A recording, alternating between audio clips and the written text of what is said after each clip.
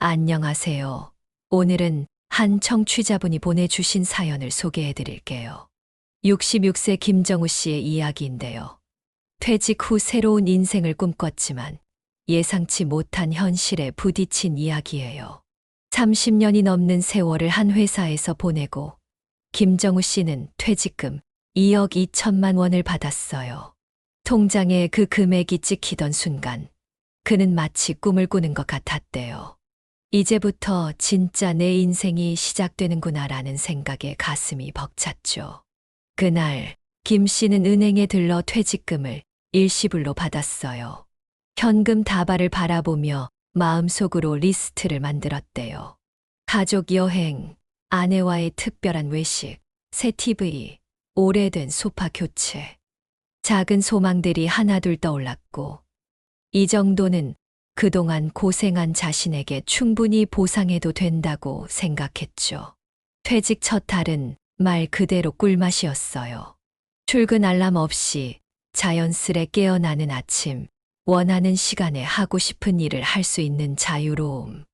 오랫동안 연락 못했던 친구들과 평일 낮에 여유롭게 점심도 먹고, 빈 극장에서 영화도 봤죠.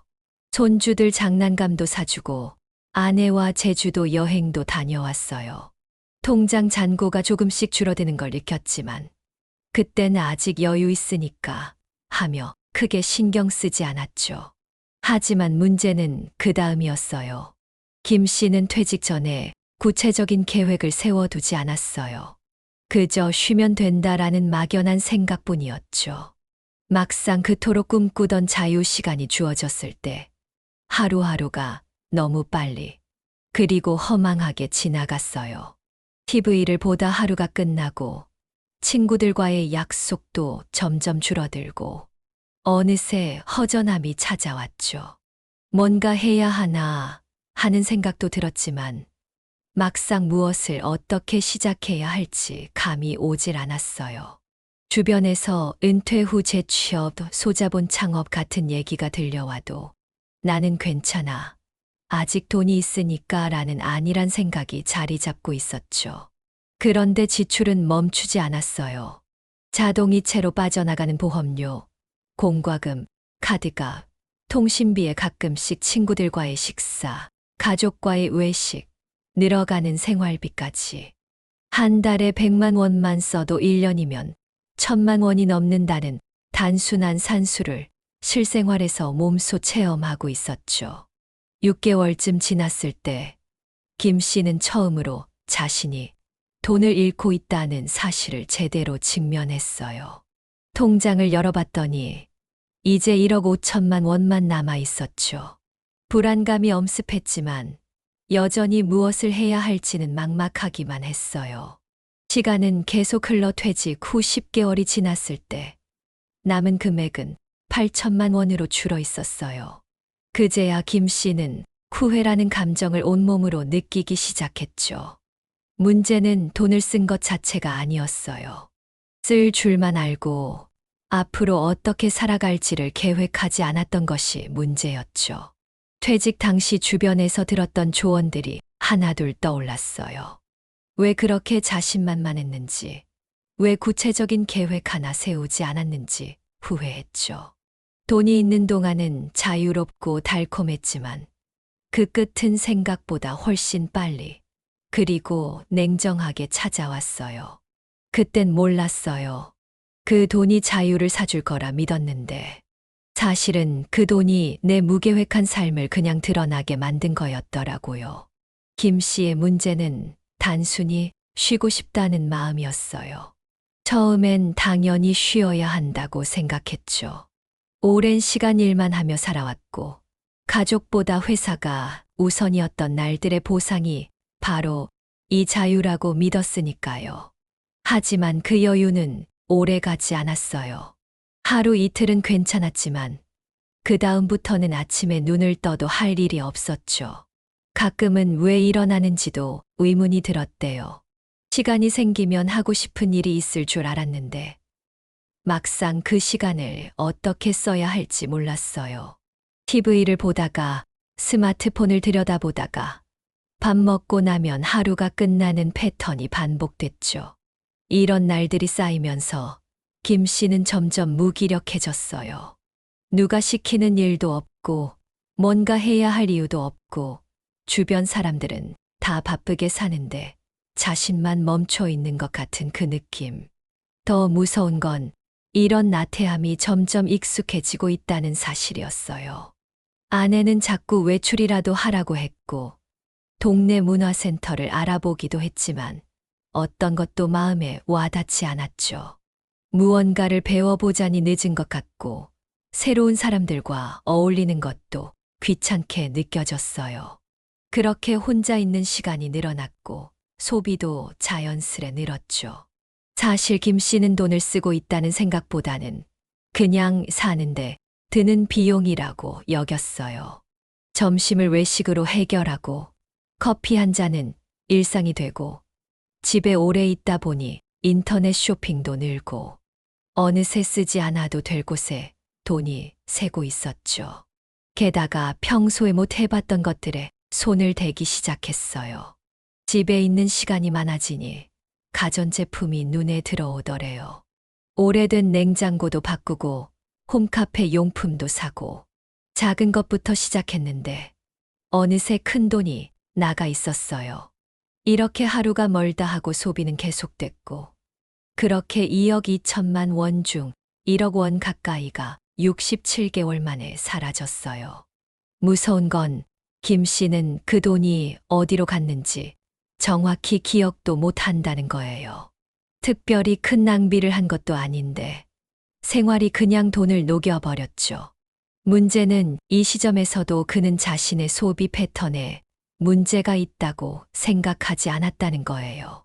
사람들이 말하던 은퇴 후 준비라는 말이 남의 얘기처럼 들렸대요. 그저 좀 더 쉬다가 뭔가 하겠지. 일단은 지금 이대로 살아도 괜찮을 거라는 착각이 자리 잡고 있었죠. 그리고 이런 적막함은 자신이 쓸모없는 사람이 된 건 아닐까 하는 두려움으로 번졌어요. 세상과 단절된 것 같은 느낌, 아무도 자신을 필요로 하지 않는다는 막연한 상실감. 시간은 있는데 아무 일도 하지 않는다는 사실이 김 씨를 안에서부터 무너뜨리고 있었죠. 쉬는 게 아니었어요. 정말 무서운 건 계획 없이 쉬기 시작하면 쉬는 게 목적이 아니라 삶의 전부가 되어버린다는 거였어요. 은퇴하고 몇 달이 지나면서 김 씨 주변에서는 조언하는 사람들이 하나둘 늘었어요. 걱정 반, 충고 반. 친구들은 재취업 자리를 알아보라 했고, 처제는 퇴직자, 대상 금융 강좌를 들어보라고 했어요. 옆집 아저씨는 동네 작은 마트를 같이 해보자는 제안까지 했죠. 그런데 그 당시엔 그 말들이 다 귀찮게만 들렸대요. 나는 아직 괜찮아라는 말이 입에 붙었고 마치 다들 자신을 과소평가한다고 느꼈죠. 퇴직했다고, 나이 들었다고, 이제 아무것도 못할 사람 취급받는 것 같아 자존심이 상했대요. 그 자존심이 문제였어요. 조언을 들으려 하지 않았고 도움이 필요하다고 인정하는 것조차 싫었죠. 나는 다르게 살 거야. 난 계획이 있어 라는 마음으로 버티고 있었지만 실제로는 아무 계획도 없었어요. 속으로는 불안하면서도 겉으로는 아무렇지 않은 척했던 거죠. 특히 가족들이 조금이라도 뭔가를 물어보면 신경이 곤두섰대요. 아내가 생활비 이야기를 꺼내면 괜히 예민해졌고 자식들이 아빠, 뭐 해볼 생각 없어? 라고 물으면 기분이 상했어요. 사람들이 걱정해서 하는 말이란 걸 알면서도 마치 자신을 실패자로 보는 것 같아 자꾸 방어적으로 굴었죠. 그 시기엔 자존심만 남아 있었어요. 그 자존심을 지키기 위해 오히려 아무것도 하지 않으려 했던 거죠. 뭔가 새로운 걸 시작하면 실패할 수도 있다는 두려움도 있었고요. 그래서 더욱 아무것도 시도하지 않았고 상황은 점점 악화됐어요. 그러던 중 한 번 퇴직자 재취업 교육 프로그램에 참여할 기회가 있었어요. 무료로 진행되고 이력서 작성부터 면접 준비까지 도와주는 곳이었죠. 하지만 막상 첫 항의에 앉아보니 20명이 넘는 사람들이 모두 자기 또래거나 더 젊었고 이미 자신만큼 힘든 시간을 견뎌온 사람들이었어요. 그 안에서 김 씨는 점점 작아졌고 결국 몇 번 수업을 듣다가 발걸음을 끊었죠. 누가 그를 무시한 것도 아닌데 스스로 위축됐던 거예요.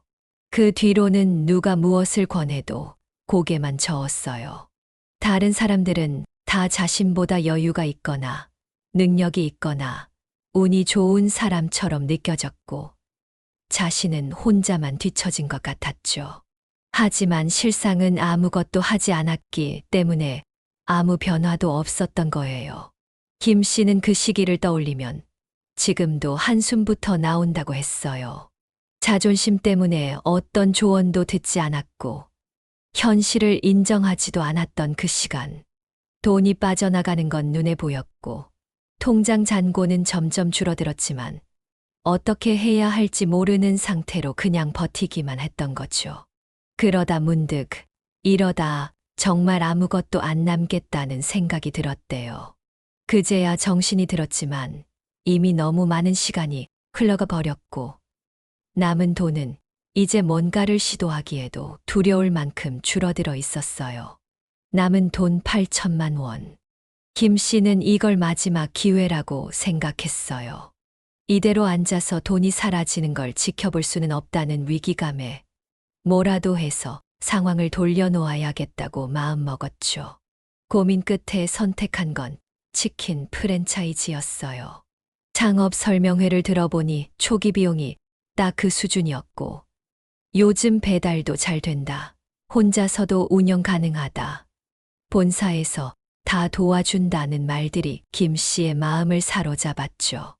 일을 처음부터 배우는 건 부담스러웠지만 장사라면 해볼 수 있을 것 같았어요. 가게 위치는 집 근처 상가, 유동인구도 꽤 있는 골목가였어요. 임대료가 조금 부담됐지만 좋은 자리에 있어야 장사가 된다는 말에 설득됐죠. 어차피 이게 마지막 기회라는 생각에 아끼지 않기로 했어요. 계약서에 사인하고 인테리어 공사하고 장비가 들어오면서 김 씨는 다시 살아나는 기분이었어요. 하루하루 뭔가 바쁘게 움직이고 있다는 사실 자체가 좋았죠. 가게 간판이 올라가던 날 사진도 찍고 가족 단체 채팅방에 자랑도 했어요. 오픈 첫날은 친구들도 오고 동네 사람들도 궁금해서 들러주고 분위기가 괜찮았어요. 김 씨는 마음속으로 역시 잘한 선택이라고 생각했죠. 하지만 문제는 그 다음부터였어요. 이틀, 사흘 지나자 손님이 확연히 줄었어요. 입지가 애매했는지 주차도 불편했고 주변에는 이미 비슷한 치킨 가게가 있었죠. 배달 앱을 써보려 했지만 수수료가 만만치 않았고 광고도 추가 비용이 들었어요. 하루 매출이 10만 원도 안 되는 날이 생기면서 김 씨는 처음으로 당황하기 시작했죠. 혼자서 가게를 운영하다 보니 체력도 문제였어요. 주방 안에서 튀김 기계 앞에 몇 시간씩 서 있는 게 힘들었고 배달 기사와의 소통도 낯설고 전화 주문도 놓치는 일이 많았죠. 게다가 요리 경험이 없다 보니 작은 실수가 계속 반복됐어요. 한 달쯤 지나자 적자가 나기 시작했어요.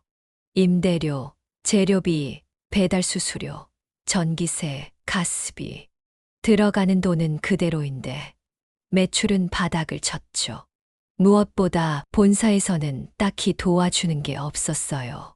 초기 교육 한 번으로 끝이었고 그 뒤로는 대부분 혼자 감당해야 했죠.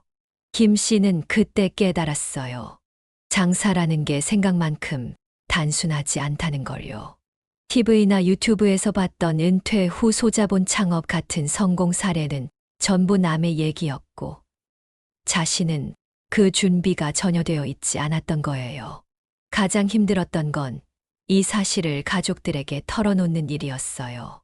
아내는 처음부터 반대했지만 믿고 지켜봤고 자식들도 응원해줬는데 결국 기대에 못 미친 결과로 끝나버렸죠. 3개월이 지나고 김 씨는 결국 가게 문을 닫았어요.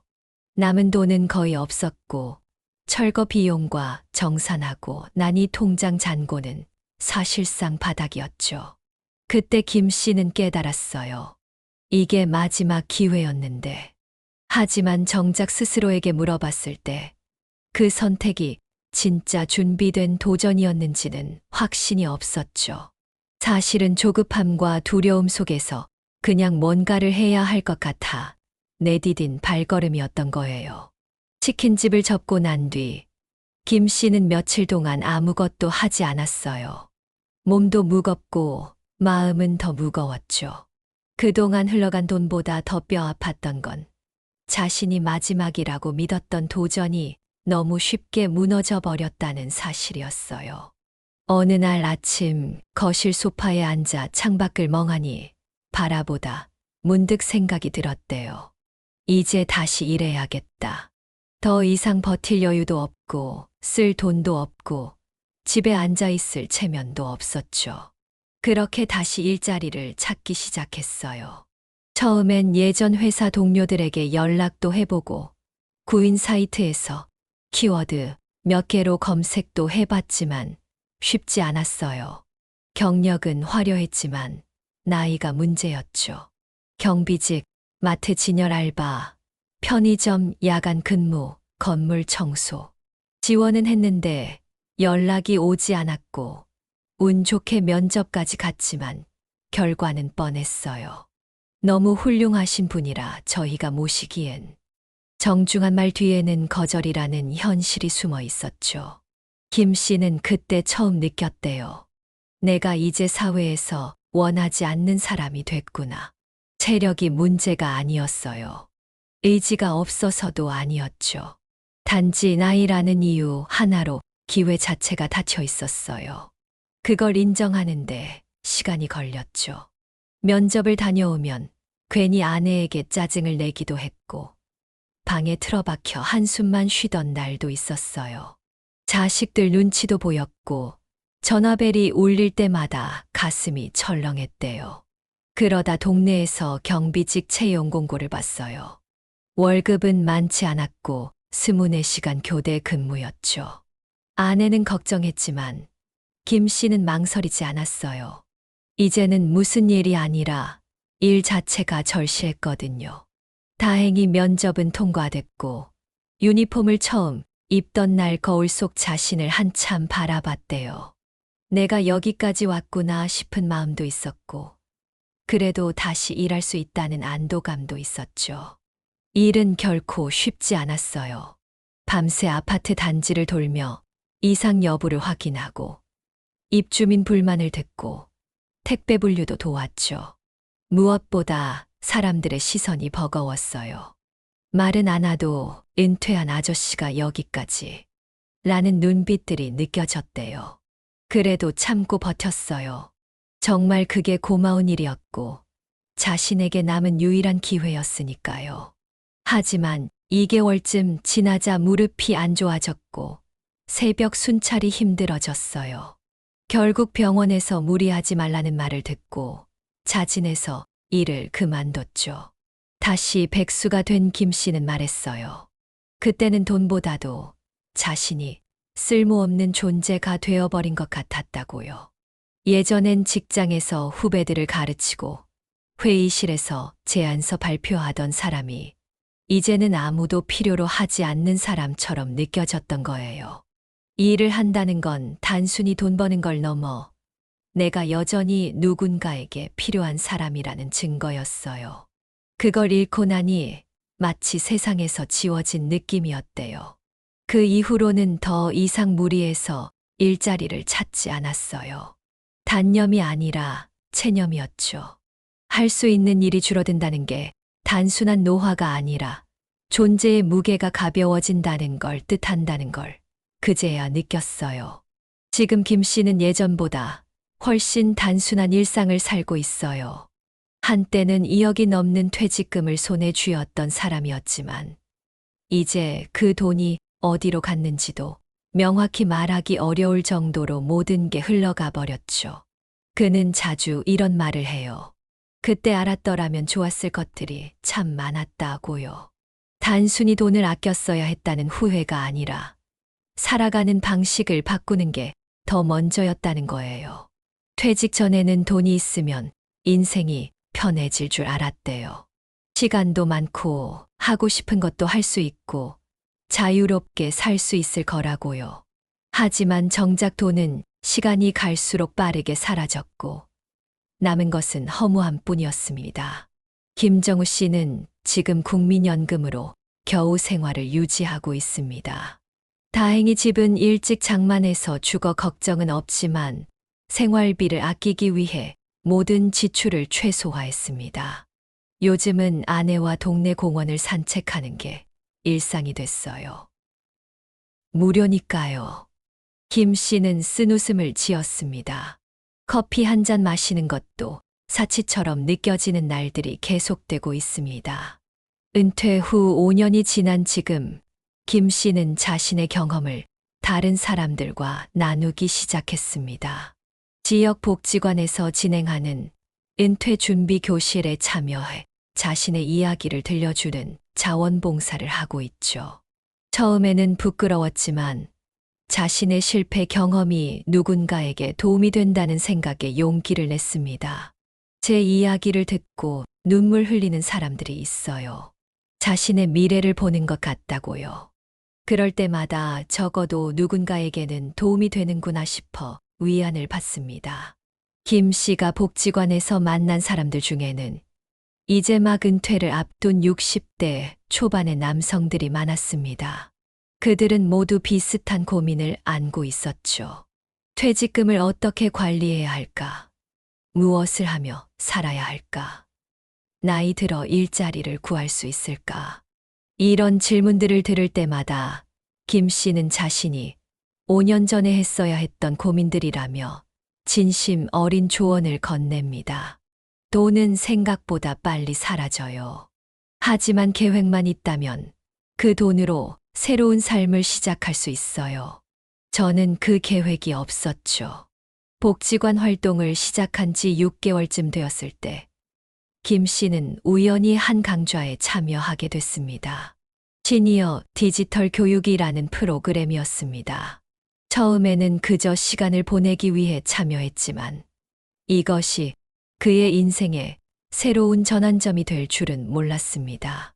강사는 60대 중반의 여성이었는데 10년 전 은퇴 후 컴퓨터를 배워 지금은 시니어들을 위한 디지털 교육을 진행하고 있었습니다.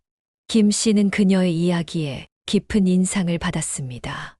나이 들어서도 새로운 것을 배울 수 있구나 하는 깨달음이었죠. 처음에는 컴퓨터 앞에 앉는 것조차 어색했어요. 회사에서는 주로 서류 작업을 하던 사람이라 키보드 타이핑도 서툴렀거든요. 하지만 한글 타이핑부터 시작해서 차근차근 배우다 보니 어느새 이메일도 보내고 문서도 만들 수 있게 됐습니다. 디지털 교육 과정은 3개월이었지만 김 씨는 그 이후에도 계속 공부했습니다. 유튜브를 통해 더 많은 정보를 찾아보고 복지관에서 진행하는 다른 디지털 강좌들도 들었습니다. 스마트폰 활용법, 온라인 쇼핑, SNS 사용법까지. 이전에는 관심도 없던 영역이었지만 이제는 그의 새로운 취미가 되었습니다. 그러던 어느 날 복지관 담당자가 김 씨에게 제안을 했습니다. 김 선생님, 혹시 우리 복지관에서 시니어 디지털 교육 보조 강사를 해보실래요? 기초반을 맡아주시면 좋겠어요. 처음에는 자신 없다며 사양했지만 담당자의 계속된 권유의 용기를 내어 보조 강사를 맡게 됐습니다. 주 2회 2시간씩 진행되는 수업이었습니다. 월급이라고 할 수는 없었지만 소정의 활동비가 지급됐고 무엇보다 누군가에게 도움이 되는 일을 한다는 사실이 그에게 큰 보람을 주었습니다. 처음 수업을 맡았을 때는 다리가 떨렸어요. 내가 뭘 가르칠 수 있을까 싶었죠. 하지만 저와 비슷한 또래 분들이 컴퓨터 앞에서 헤매는 모습을 보니 제가 도울 수 있는 부분이 있더라고요. 특히 저도 얼마 전까지 그 자리에 있었으니까 어떤 부분이 어려운지 잘 알았거든요. 보조 강사 활동을 시작한 지 1년이 지나자 김 씨는 완전히 다른 사람이 되어 있었습니다. 매일 아침 일어나면 그날 가르칠 내용을 준비하고 유튜브에서 관련 자료를 찾아보며 열정을 쏟았습니다. 가끔은 밤늦게까지 프레젠테이션 자료를 만들기도 했습니다. 아내는 그런 김 씨의 모습을 보며 기뻐했습니다. 당신 요즘 정말 행복해 보여요. 전에는 TV만 보더니 이제는 컴퓨터 앞에서 열심히 뭔가 하고 있으니 좋네요. 활동비는 많지 않았지만 그 돈으로 아내에게 오랜만에 선물도 사주고 손주들 용돈도 챙겨주는 여유가 생겼습니다. 무엇보다 중요한 것은 김 씨가 다시 쓸모 있는 사람이 되었다는 자신감이었습니다. 퇴직 후에 가장 힘들었던 건 누구도 나를 필요로 하지 않는다는 느낌이었어요. 하지만 지금은 매주 수업을 기다리는 분들이 있고 김 선생님 덕분에 이제 손주랑 영상통화도 할 수 있어요 라는 말을 들을 때마다 가슴이 뭉클해집니다.